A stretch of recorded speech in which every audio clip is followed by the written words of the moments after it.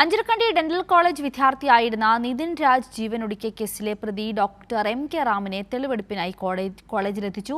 ചോദ്യം ചെയ്യലിനും തെളിവെടുപ്പിനുമായി അന്വേഷണ സംഘം കസ്റ്റഡിയിൽ വാങ്ങിയ ഡോക്ടർ റാമിന്റെ വീട്ടിലെത്തിയും തെളിവെടുത്തിരുന്നു. സന്തോഷുണ്ട്. സന്തോഷ്, 5 ദിവസത്തേക്കാണ് കസ്റ്റഡി ഇപ്പോൾ അനുവദിച്ചിരിക്കുന്നത്. തെളിവെടുപ്പ് എത്രത്തോളം എത്തിയിരിക്കുന്നു? വിശദാംശങ്ങൾ എന്തെല്ലാമാണ്? ഇന്ന് ഡോക്ടർ റാമിന്റെ കണ്ണൂരിലെ 2 ക്ലിനിക്കുകളിലും അഞ്ചരക്കണ്ടി ഡെന്റൽ കോളേജിലുമാണ് തെളിവെടുപ്പിനായി ക്രൈംബ്രാഞ്ച് ഡോക്ടർ റാമിനെ കൊണ്ടുവന്നത്. രാവിലെ ക്ലിനിക്കിൽ തെളിവെടുപ്പിന് ശേഷം ഉച്ചയോടുകൂടിയാണ് അഞ്ചരക്കണ്ടി ഡെന്റൽ കോളേജിൽ തെളിവെടുപ്പിനായി എത്തിച്ചത്.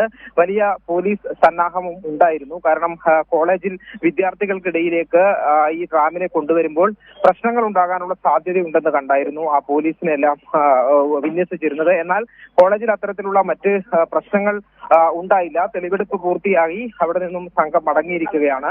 മാത്രമല്ല, ഒരു വിഭാഗം കുട്ടികൾ ഈ അധ്യാപകനോട് അവിടെ നിന്നും ഉച്ചത്തിൽ വിളിച്ചു പറയുന്ന സോറി മാപ്പ് വിളിച്ചു പറയുന്നുണ്ടായിരുന്നു.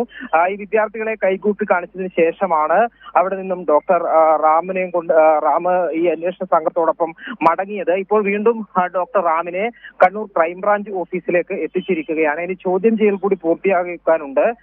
കാരണം 5 ദിവസത്തേക്കാണ് ഈ കസ്റ്റഡി അനുവദിച്ചത്. അതിനിടയിൽ തെളിവെടുപ്പും ചോദ്യം ചെയ്യലുമാണ് പൂർത്തിയാകേണ്ടതുണ്ട്. ആ നടപടിക്രമങ്ങൾ പൂർത്തീകരിച്ചു കഴിഞ്ഞാൽ കസ്റ്റഡി അവസാനിച്ച് പ്രതിയെ തിരിച്ച് വീണ്ടും ജയിലിലേക്ക് തന്നെ അയക്കും.